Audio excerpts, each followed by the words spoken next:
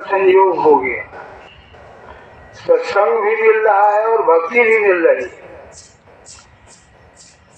इसकी बहुत बड़ी बेअंत महिमा महापुरुषों ने कहा है। तो आज सत्संग के बहाने से हम परमात्मा की चर्चा में बैठे हैं। गोस्वामी कबीर साहब ने भी इसी बात को कहा है कि सोई घड़ी सुलक्षणी साहब आवे याद, लेखे में सोई घड़ी बाकी के दिन बाद। कहते हैं जितनी देर तक हम सत्संग में बैठते हैं, ये घड़ी, ये पल, ये चित्र गोपित्र के माध्यम से उस रजिस्टर में लिख जाएगी। जब मरने के बाद इसका खाता देखा जाएगा तो ये सत्संग जरूर मिलेगा। बहुत बार हमारे मन में आता है कि मरने के बाद की बात करते हैं, तो इसे जीते जी देखा जा सकता है और इसकी फुल गारंटी है देखने की। जीते जी देखा जा सकता है, मरने के बाद की तो बात छोड़िए, जीते जी देखा जा सकता है। सत्संग की महिमा, गुरु की महिमा और गुरु के नाम की महिमा बड़ी बेअंत है।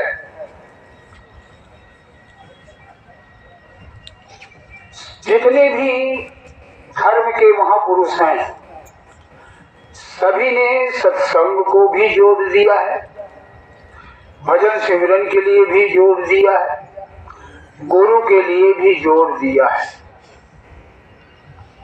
गुरु की महिमा के लिए कबीर साहब ने कहा है कि अगर धरती का कागज बना डालूं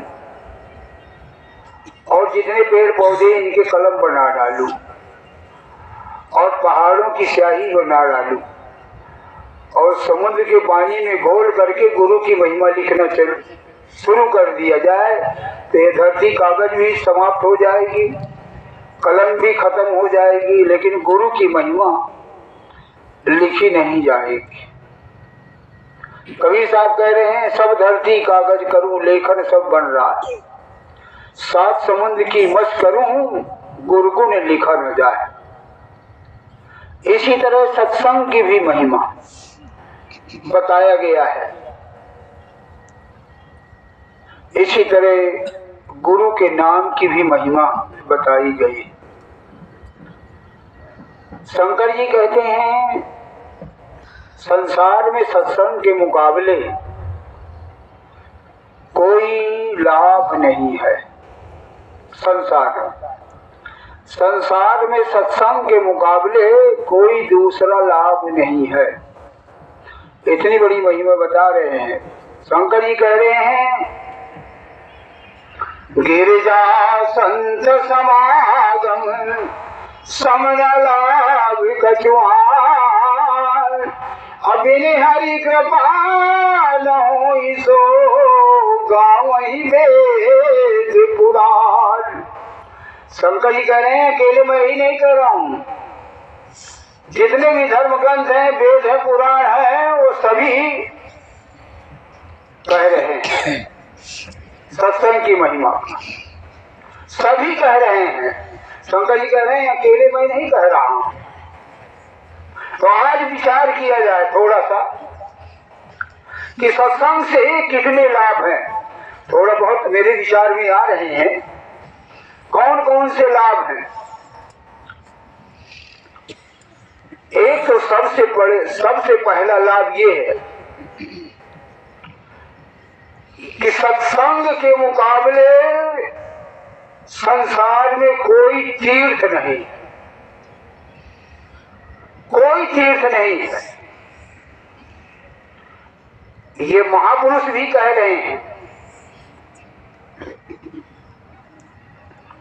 सत्संग के मुकाबले संसार में इससे बड़ा कोई तीर्थ नहीं है। बहुत बार हम तीर्थों में जाते हैं, आजकल कलावास में जा रहे हैं, लेकिन महापुरुष कहते हैं उस कलावास का भी फल, तीर्थ का भी फल सत्संग में मिल जाता है। क्योंकि बहुत बार हम कलावास में तो जाते हैं लेकिन शरीर कलावास में रहता है और मन हमारा जो है घर में रहता है। पानी कौन लगाता होगा, दुकान कौन देखता होगा, रिश्तेदार कहाँ वाले आते होंगे। यानी शरीर तो कलावास तीर्थों में है लेकिन हमारा मन, हमारा ख्याल हमारे घर में। लेकिन महापुरुष कहते हैं अगर सत्संग मिल गया तो सभी तीर्थों का फल, और इससे बड़ा कोई तीर्थ नहीं है। साजोबाई एक लेडीज संत हुई है, उन्होंने अपनी वाणी में कहा है साधु संग तीरथ बड़ो जामे निर्विचार, सहजो नहाय पाइए मुक्ति पदारथ चार। साजोबाई कह रही है अगर सत्संग में अगर कोई डुबकी लगा ले तो इससे बड़ा कोई तीर्थ नहीं है, और साथ में 4 पदार्थ भी मिल जाएंगे। 4 पदार्थ कौन से हैं? धर्म, अर्थ, काम और मोक्ष, जिसके लिए सारा संसार भटक रहा है। कोई तीर्थों में जा रहा है,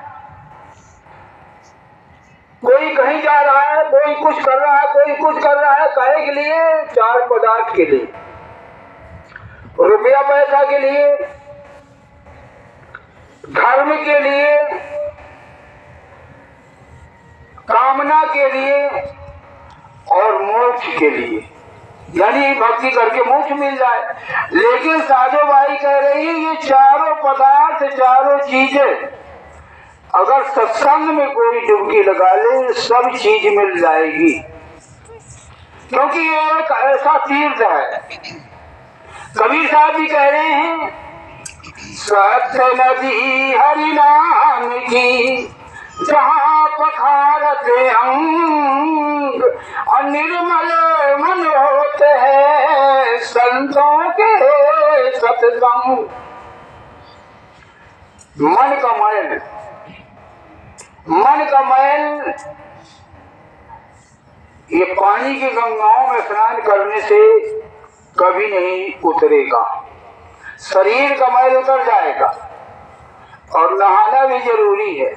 कोई ये नहीं कहा जा रहा है कि पानी की गंगाएं ठीक नहीं है। जब हम नहा धो लेते हैं तो भजन करने में मन फरक हो जाता है और अच्छा लगता है, भजन बढ़िया बनता। लेकिन अगर कोई सोचे कि इनमें स्नान करके हमारा मन निर्मल हो गया है, मन में सारे विकार निकल गए हैं, ये बहुत एकदम झूठी बात है। क्योंकि बहुत से भाई बहन यहाँ बैठे हैं, गंगा सागर भी स्नान किया होगा, गंगोत्री जमुनोत्री भी स्नान किया होगा, हरिद्वार भी स्नान किया होगा, लेकिन विचार करें हमारे मन का मैल उतर गया है या निर्मल हो गया है, काम क्रोध लोभ मोह अहंकार निकल गया है। विचार करें। कहने का भाव ये है कि इनमें स्नान करने से हमारे अंदर के विकार कभी नहीं धुलेंगे। लेकिन ये गारंटी दे रहे हैं कि अगर सत्संग में आ गए, सत्संग में आ गए तो हमारा मन का मैल धुल जाएगा। इसके लिए गुरु नानक साहब भी कह रहे हैं बिन भागा सत्संग न लगे, और बिन सत्संग मैल भरीजे जियो। ये गुरु नानक साहब गुरबाणी में कह रहे हैं कि बिन भागा सत्संग न लगे, यानी बगैर भाग के सत्संग नहीं मिलेगा।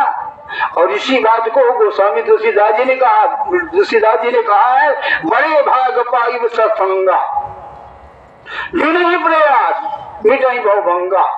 जो गुरु नानक साहब कह रहे हैं, जो साजोबाई कह रही हैं, तीनों का निचोड़ एक ही है। गोस्वामी तुलसीदास जी और भी कह रहे हैं कि असली तीर्थ, असली प्रयाग संतों का समाज है। असली तीर्थ गोस्वामी तुलसीदास जी कह रहे हैं, सुन सब जय जन मुदित मन मज्जहि ते अनुराग, अल्लाह चार फल अछत तन साधु समाज प्रयाग। कह रहे हैं संतों का समाज ही असली तीर्थ है। और साथ में ये कह रहे हैं, मुद मंगलमय संत समाजू और जो जग जंगम तीर्थ राजू। कहते हैं इस गंगा को अगर हम प्रेम से अपने घर बुलाते हैं, अपने गांव बुलाते हैं, अपने गली में बुलाते हैं, तो ये आ करके हमें पवित्र करके चली जाती। ये वो गंगा। पलटू साहब भी इसी बात को कह रहे हैं। पलटू जी कह रहे हैं, सत्संग में जाए के मन को कीजिए शुद्ध, पलटू वहां न जाइए जहां उपजे कुबुद्धि। क्योंकि संगत का बहुत बड़ा असर पड़ता है। जैसी संगत है में आप जाएंगे बैठेंगे उसी का रंग चढ़ जाएगा। आज ताश खेलने वाले के पास बैठोगे तो ताश खेलना सीख जाओगे, जुआरी के पास बैठोगे जुआ खेलना सीख जाओगे, शराबी के पास बैठोगे शराब पीना सीख जाओगे। क्योंकि जितने भी ऐब हम सीखे हैं ये मात्र सत्संग का ही असर है। सत्संग से ही हम इन्हें सब सीखे हैं। जैसी संगत किया है उसी तरीके का हमारे ऊपर रंग चढ़ गया है। धर्मदास कह रहे हैं, सत्संग वो चीज है, भला सत्संग का दरिया नहा लो जिसका दिल चाहे, जिगर से दाग पातक का छुड़ा लो जिसका दिल चाहे। न ऐसा तीर्थ जगत में है कोई दूसरा प्यारे, गया द्वारका में जा करके अजमा लो जिसका दिल चाहे। नहीं है कछ बड़ा ताजुब जो संतों ने बतलाया, काग से हंस बना लो जिसका दिल चाहे। हजारों रत्न भरे इसमें आला से आला है, जरा इसमें लगा गोता उठा लो जिसका दिल चाहे। यानी जो इच्छा करी हो मन मान, सौ प्रसाद का सुगुण में जो इच्छा करी हो। सारे तीर्थों का फल सत्संग में मिलता। पहला लाभ तो ये। दूसरा लाभ क्या है? सत्संग सीधी सी बात ये है कि कौवा से हंस बना देता। सत्संग में वो ताकत है, अगर कोई इसमें कोई एक डुबकी लगा ले तो कौवा से हंस बन जाता है। इसकी फुल गारंटी दे रहे हैं महापुरुष, फुल गारंटी दे रहे हैं। गोस्वामी तुलसीदास जी से ऐसे कह रहे हैं। कैसे कह रहे हैं? तुरंत तुरंत तुरंत कह रहे हैं, मज्जन फल देखी तत्काला और कांक हो पिक बकहु मराला। कहते जैसे ही सत्संग में डुबकी लगाओ कौवा से हंस बन के उड़ जाओ, तुरंत तत्काल। मज्जन फल देखी तत्काला, काक हो पिक बकहु मराला। और साथ में कह रहे हैं, सुन करके कोई अचरज न माने, अचंभित न हो। ये गोस्वामी तुलसीदास जी कह, रोज हम रामायण पढ़ रहे हैं ना, रोज रामायण पढ़े जा रहे हैं, लेकिन कभी विचार नहीं किया होगा। गोस्वामी तुलसीदास जी कह रहे हैं, मज्जन फल देखी तत्काला, काक होई पिक बकहु मराला। सुन आचरज करे जिन कोई, सत्संगत महिमा नहीं कोई। गोस्वामी तुलसीदास जी कहे, प्रमाण भी दे रहे हैं। वाल्मीकि नारद घर जोनी और नेजे नेजे मुखन कही निज होनी। साथ में उदाहरण भी दे रहे हैं, मिसाल भी दे रहे हैं कि वाल्मीकि को थोड़ी देर के लिए नारद की संगत मिली और इतना बड़ा डाकू था, कतले था, कतलानी था, लेकिन थोड़ी देर के लिए नारद की संगत मिली और तुरंत महात्मा बन गया। महात्मा बन गया। कितना जल्दी असर हुआ, बन गया ना कौवा से हंस। और साथ में कह रहे हैं गोस्वामी तुलसीदास जी कि साक्षात भगवान विष्णु कह लो, परमात्मा कह लो, कि सत्संग की महिमा का बखान वो भी नहीं कर पाए। कह रहे हैं विधि हरि हरि कवि कोविद वाणी, काट साध महिमा सब जानी। कहते हैं साक्षात विष्णु साधु संतों की महिमा का बखान नहीं कर पाए। गोस्वामी तुलसीदास जी अपने आप को पता है क्या कह रहे हैं? करे मेरे बस की बात नहीं है कि मैं संतों की सत्संग की महिमा का बखान करूं। मेरी हालत तो ऐसे है, कह रहे हैं कि जैसे एक साग सब्जी बेचने वाला, वो हीरो और मणियों की कीमत क्या जाने। कहते हैं ये हालत मेरी है, मैं संत महापुरुषों की महिमा का बखान नहीं कर सकता हूँ। कह रहे सो मौसम कही जात न कैसे, साग बनी के मन गुन गल जैसे। अपने आप को कह रहे हैं। इतनी बड़ी ये दूसरा लाभ। साधु भाई कह रहे हैं सहजो संगत साध की, काग हंस हो जाए अतज के भक्ष या भक्ष को मोती चुन खाए। इतना बड़ा सत्संग में लाभ है। जैसी संगत करोगे उसी तरीके का रंग चढ़ जाएगा।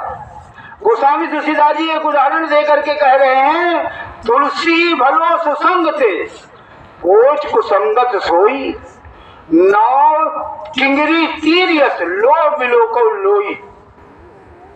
कहते हैं जैसे समुद्र लोहा को अगर पानी में डाल दिया जाए, एक रत्ती डाल देंगे तो पानी में बैठ जाएगा, लेकिन अगर वो लकड़ी का साथ कर लिया, नाव के साथ कुंतलों लोहा लग जाता है।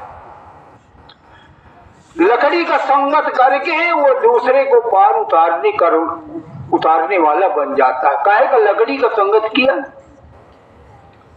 नाव बन गया और नाव में बैठ करके दूसरों को पार उतारने वाला बन गया। वही लोहा संगत का ही असर हुआ है।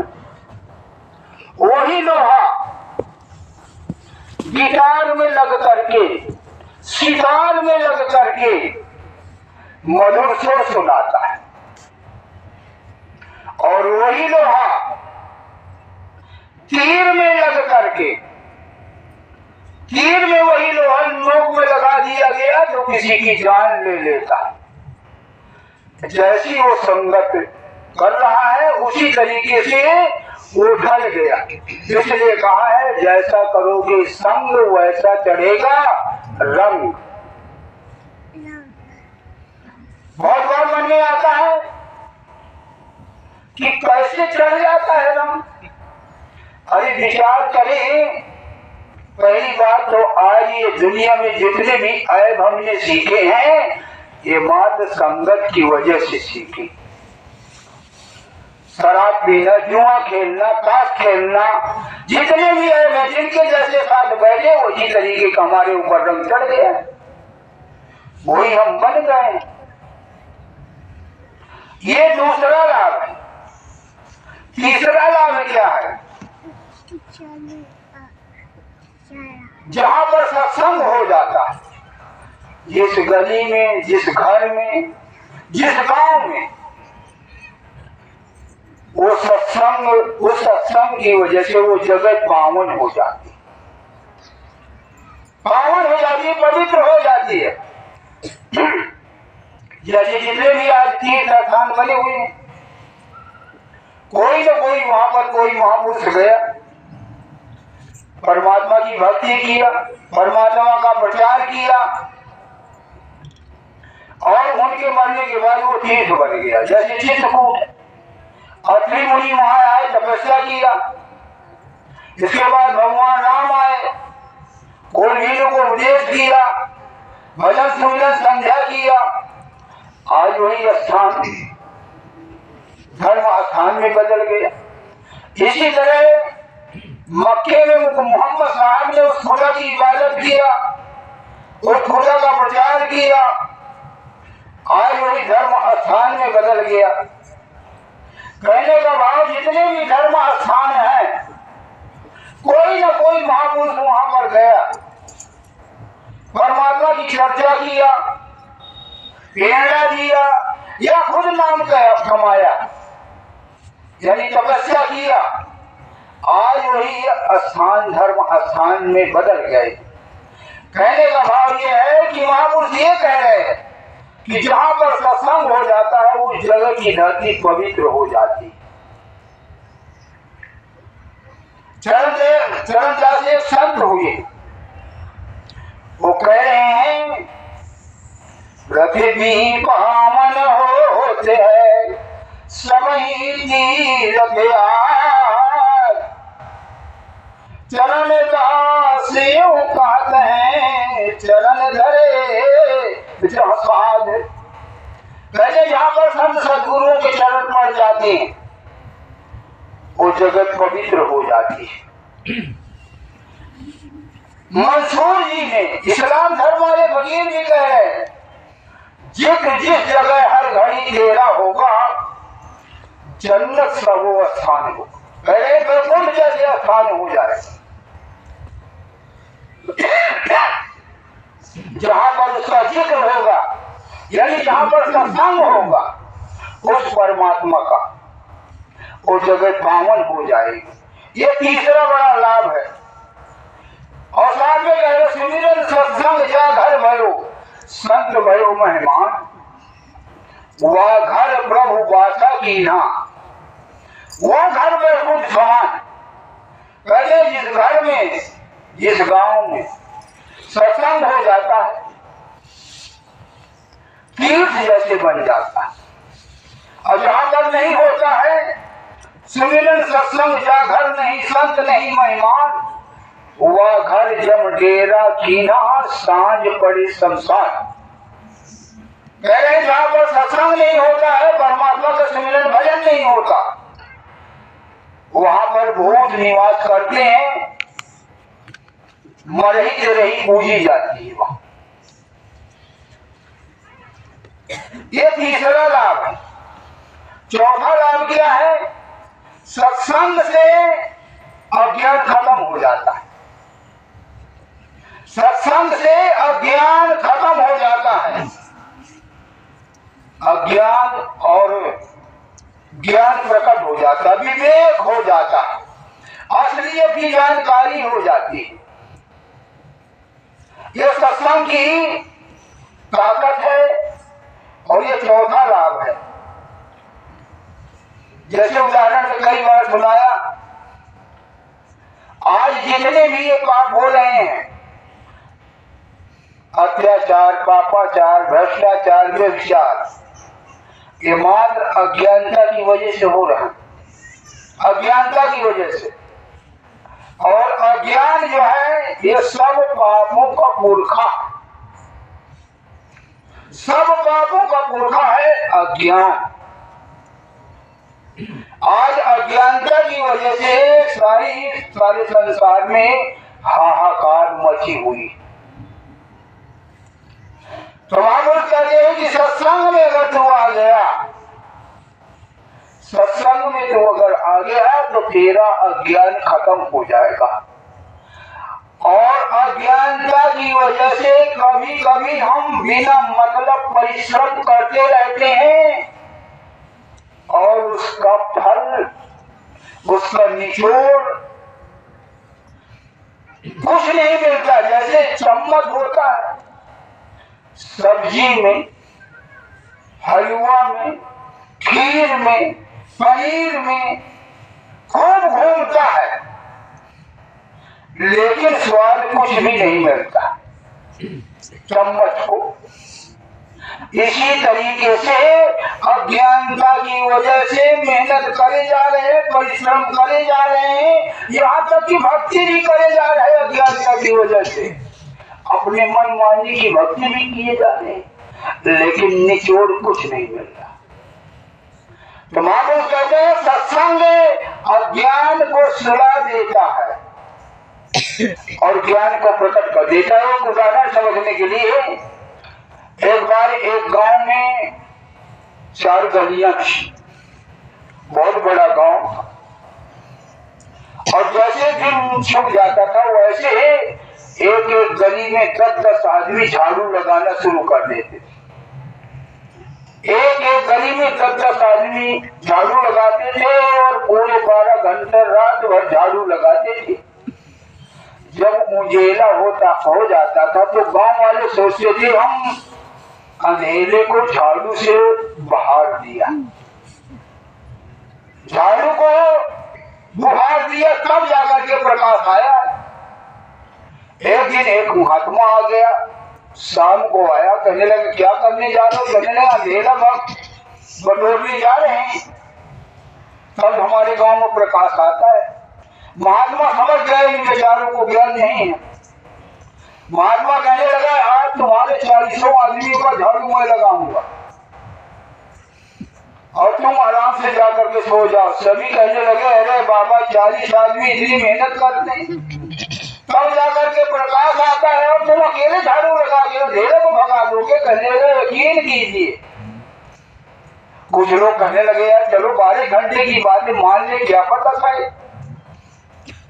सभी मान गए, चले गए अपने घर सोने लगे, और वो महात्मा सबका झाड़ू इकट्ठा करके एक चबूतरे में लग दिया, बिछाया कम्बल और ओढ़ के कम्बल लेट गए। 12 घंटे में प्रकाश होना ही था।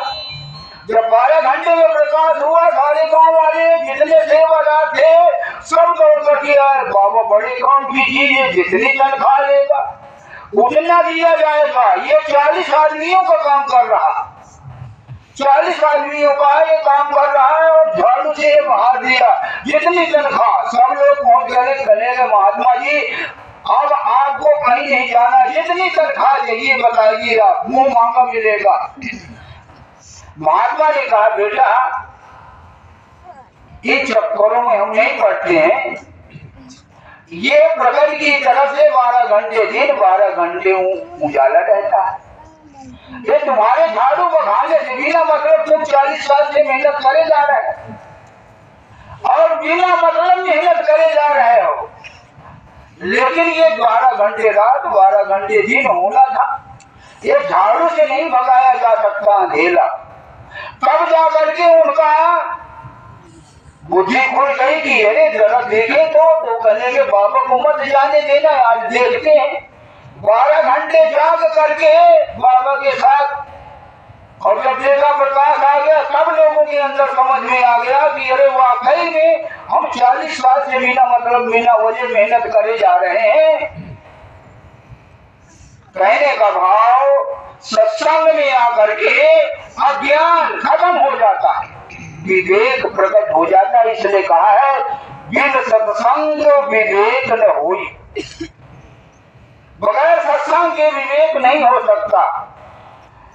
और एक दरिया साहब संत हुए हैं, उन्होंने भी यही बात कहा है, जो मिले सत्संग सुभागा हो ही विवेक भक्ति वैरागा। कहते विवेक भी हो जाएगा और भक्ति का पता भी चल जाएगा और भक्ति की प्रेरणा भी मिल जाएगी। एक तुलसी साहब हुए हैं हाथरस वाले, तुलसी साहब भी कह रहे हैं बिन सत्संग समझ नहीं आवे और सदगुरु बिना राह नहीं पाओ। बगैर सत्संग के समझ में नहीं आएगा और सदगुरु के बगैर रास्ता नहीं मिलेगा। रविदास जी महाराज हुए, रविदास जी महाराज कह रहे हैं साध संगत बिन भाव न उपजे, भाव बिना भगत न होई तेरी। भाव से मतलब है प्रेम, प्रेम के बगैर मेरी भक्ति नहीं हो सकती।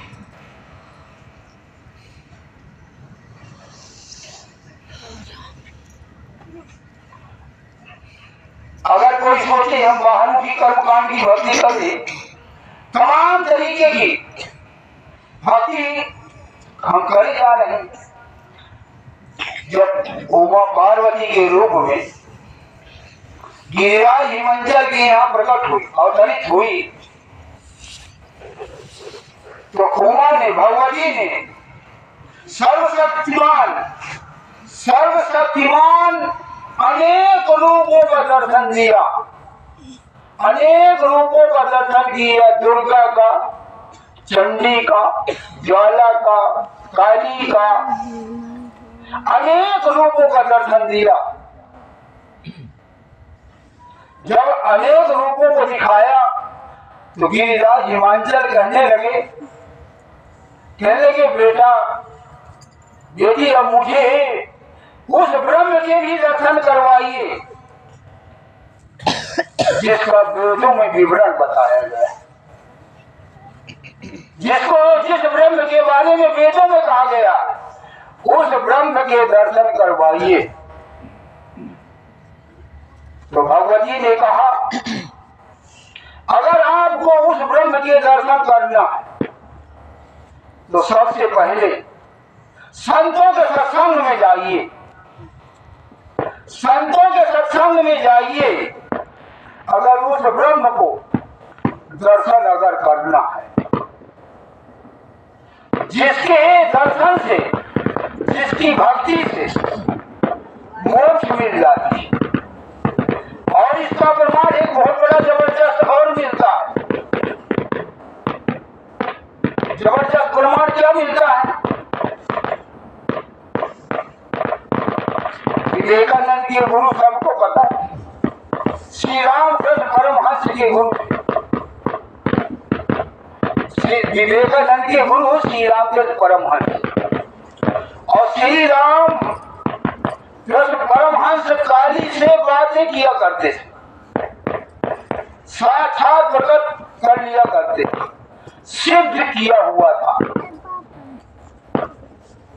काली खुद बातें किया करती थी, लेकिन जब उनके दरवाजे में एक महात्मा आए और कहने लगे भाई मैं तुझे अपना चेला बनाने आया। तो श्री राम के परमहंस एकदम चौंक पड़े, अरे काली मुझसे बातें करती है, काली मुझसे बातें करती है और ये कहता है मैं तुझे चेला बनाने आया। तो कहने का ठहरो। तो श्री राम के परमहंस मंदिर में गए, काली का आवाहन किया। जब काली का आवाहन किया, काली प्रकट हो गई। लगे क्या बात है? श्री राम के परमहंस कहने लगे मेरे दरवाजे में एक महात्मा आया है और कहता है मैं तुझे अपना चेला बनाने आया। तो कहने लगा अरे बस तेरा काम बन गया। काली ने कहा तेरा काम बन गया। श्री राम के परमहंस अवाक रह गए, कहने लगे अरे आज तक जो मैं तेरी भक्ति किया उसका क्या होगा? तो काली ने कहा आज ये इसी भक्ति का तुझे फल मिलने जा रहा है। आज ये तुझे तेरी भक्ति का फल मिलने जा रहा है। जो तूने मेरी भक्ति किया श्रद्धा से, तो आज जो सदगुरु बड़े मुश्किल से मिलते हैं और सदगुरु तेरे घर में चल करके आ गया है, ये इसी भक्ति का प्रताप है। और गोस्वामी तुलसीदास जी भी कह रहे हैं पुण्य पुण्य बिन मिलेंगे संता, सत्संगत संसर्ग करियंता। ये इसी भक्ति के प्रताप से है तुझे सदगुरु तेरे घर में चल करके आ गया है। जो सदगुरु दे देगा मैं कभी नहीं दे दूंगी।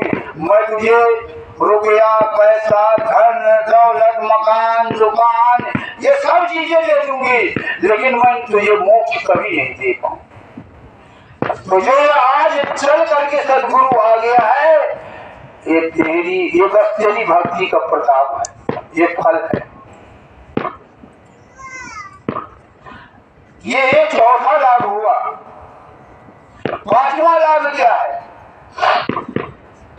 सत्संग से शंकाएं मिट जाती, भ्रम खत्म हो जाती। क्योंकि शंका शक बहुत खतरनाक चीज, शक बहुत खतरनाक चीज है। कई बार मैं बताया करता हूँ कि एक जमाने में कुछ दिनों के लिए शीशा गायब हो गया। शीशा जब गायब हो गया तो एक किसान गया जोतना, उसे कहीं से शीशा मिल गया और जैसे वो शीशा में देखा चेहरा तो उसकी मूछ बड़ी बड़ी थी। तो गांव वाले कहा करते थे, अरे तेरी शक्ल तेरे पिता जैसे है, उसकी भी बड़ी बड़ी मूछ है। तो जैसे उसने शीशा में देखा बड़ी बड़ी मूछ, तो उसके सब दिमाग में बैठ गया कि मेरे पिताजी की फोटो मिल गई, मेरे पिताजी की फोटो मिल गई। अब वो गया एक अलमारी में रख दिया, अलमारी में रख दिया और जब वो खेत जोतने जाए तो अपने पिताजी की फोटो देख करके जा, दर्शन करके जा। और सब घर में कह दिया कि इस कमरिया को मत खोलना, इसको मत खोलना। 7-8 दिन गुजर गए। एक दिन उसकी पत्नी ने कहा, लगे पता नहीं ये कमरिया में क्या रखा है, रोज इसको जब जाते हैं खेत जोतने पहले इसी कमरिया को देखते। तो जैसे वो कमरिया को खोला और उस शीशे को उठा करके देखा, और जैसे उठा करके देखा तो उसकी शक्ल दिखाई दिया। कहने लगी, अरे ये इसलिए फोटो देखता है रोज, ये पड़ गया किसी के चक्कर में। सास के पास गई, वो बहू कहने लगे अपने पोते को देखो, नाचती देखो ये कैसे के चक्कर में पड़ता है, इसीलिए तो रोज ये देख करके जाता है। अब उसकी माँ से भी जाने गया, रहा गया। उसने सोचा चलो मैं देखती हूँ। तो उसने भी जब शीशा को देखा तो उसकी शक्ल आई कैसी है, ये नाक पीछा पता नहीं किस बुढ़िया के पीछे लगा हुआ। बताओ नौजवान मेरी बहू खूब सुंदर, और ये पता नहीं किस बुढ़िया के पीछे घूमता। और भैया उस दिन से सब जम हो गया ना, संशय हो गया, भरम हो गया ना। पूरे घर में कलह मच गई, पूरे घर में कलह मच गई। रोज हमारा तमरी वो खाना न बना के दे, खाना न बनाए, अगर खाना बनाने का है तो उसी से बनवा लो, जिसको देखते हो लो। माँ कहने लगी, कहने नाक पीछे तुझे शर्म नहीं आती है, लोग तुझे इतना बड़ा भोला भाला कहती है और तुझे शर्म नहीं आती है। वो बेचारा क्या करे। एक दिन 2-4 आदमी को उसकी माँ ने इकट्ठा कर लिया। कहने लगी क्या बात है, अरे कहने लगी इसका वो कमरिया में जाकर देखो किसकी फोटो रखे हुई है। अब जब वो देखा तो उसने शीशा के बारे में सुन रखा था, जान रखा था। तो वो बुजुर्ग ने देखा, अरे बस मैं समझ गया। तो सबको इकट्ठा बुलाया, कहने लगा देखो ये शीशा है, इसमें जैसी हम शक्ल लेकर के जाएंगे वैसे शक्ल नजर आएगी। और तुम्हें शंका हो गई, शक हो गया, भरम हो गया, संशय हो गई, इसलिए तुम्हारे घर में कलह हो गई। और कलह इतनी खतरनाक है, जिस घर में कलह होगी, जिस घर में कलह हो जाएगी न तो उसमें घर में कभी लक्ष्मी टिकेगी, न उस घर में कभी रौनक रहेगी, न उस घर में कभी बरकत होगी। गोस्वामी तुलसीदास जी ने तो कलह के लिए यहाँ तक कह दिया कि चाहे नर्क दे देना, लेकिन कलह वाले घर में मुझे मत जन्म देना। बल भर बास नगर नरक कर काता और दुष्ट संग जन दे दिलाता। कहते दुष्टों का संग दे देना, वो नर्क दे देना, लेकिन दुष्टों का संग मत देना। जिस घर में कलह हो जाए ये समझ लेना उस घर में कभी रौनक नहीं होगी। तो कहने का भाव ये है कि सत्संग से हमारे संशय खत्म हो जाएंगे। राम कथा सुंदर गढ़कारी और संशय विहंग गुलाम हारी, सारे संशय खत्म हो जाएंगे। ये बात पार्वती को भी हुआ, शंका संशय।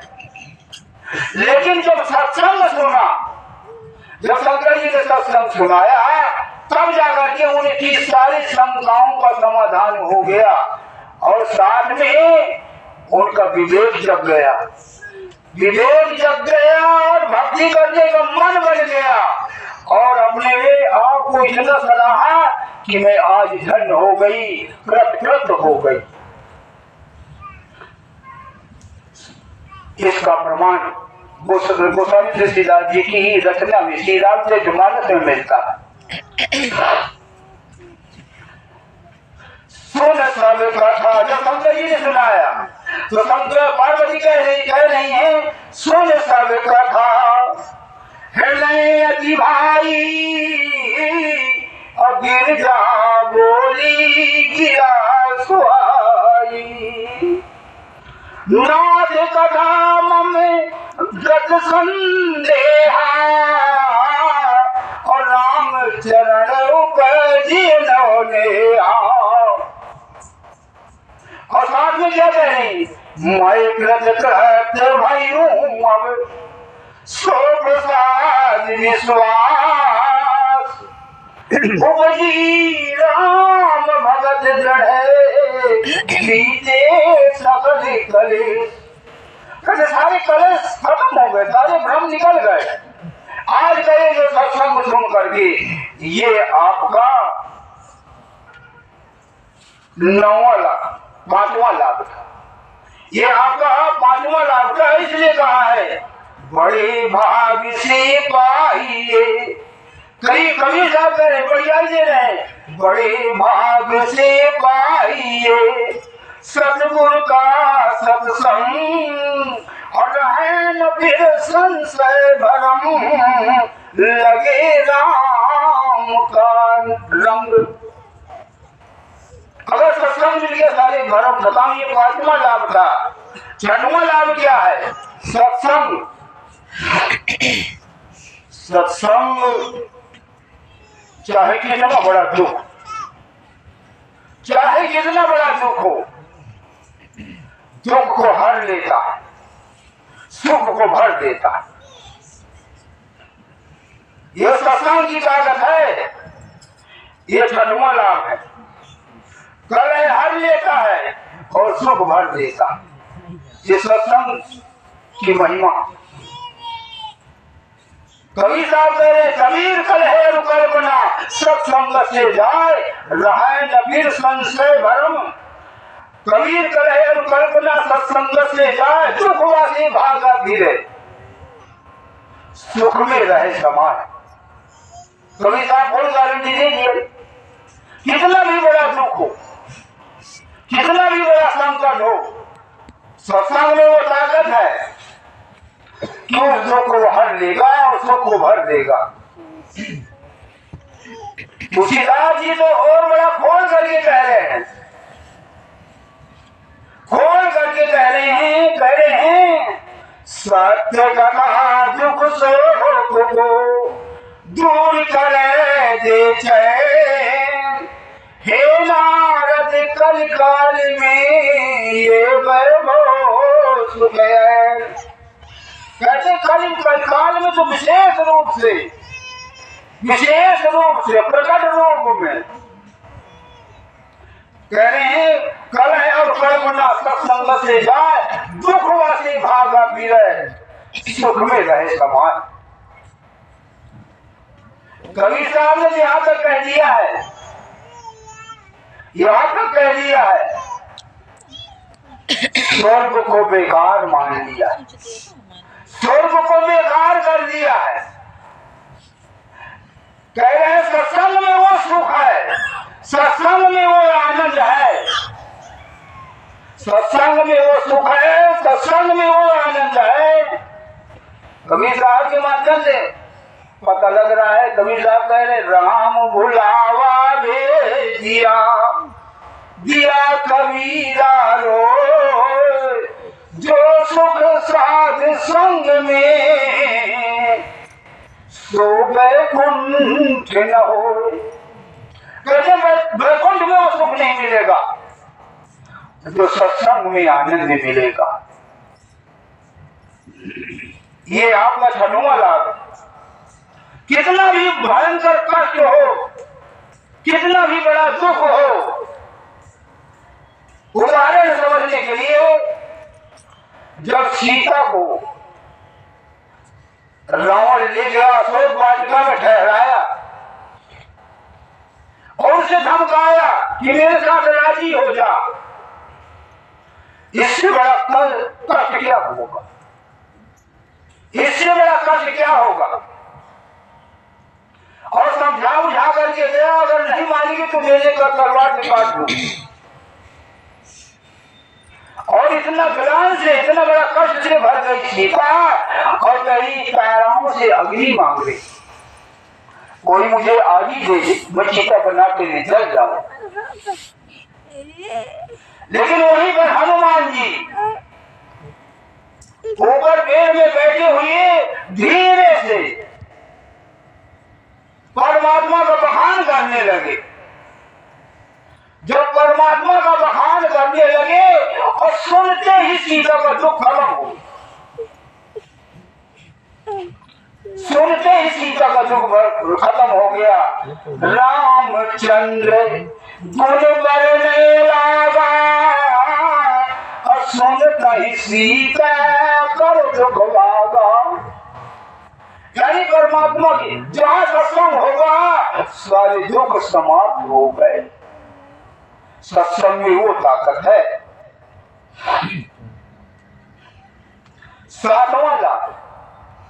सातवां लाभ सत्संग से चिंता नष्ट हो जाती है। सत्संग सुनने वाले के सत्संग से चिंताएं नष्ट हो जाती है। और चिंता ऐसी चीज है जितना इसे बढ़ाते जाओ बढ़ती चली जाएगी, बढ़ती चली जाएगी और इसका अंत चिंता के साथ होगा। लेकिन सत्संग में आ जाए, गारंटी दे रहे हैं, कितनी भी बड़ी चिंता हो और सत्संग में आ जाओ तो तुम्हारी चिंता खत्म हो जाएगी, ये गारंटी दे रहे हैं। क्योंकि चिंता एक ऐसी चीज है इसमें कोई दवा कारगर नहीं। चिंता ऐसी डाकनी काट करेगा खाए और बैठ बेचारा क्या करे, कहाँ तक दवा लगा। जब चिंता अंदर में करेजा काटे जा रही है, कोई दवा कारगर नहीं है, कोई दवा नहीं कारगर।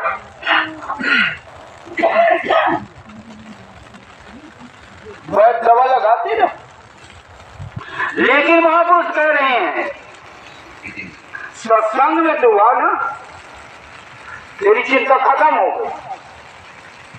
कह रहे हैं होनी हो सो हो है, अनहोनी न हो। होनी हो सो हो है, अनहोनी हो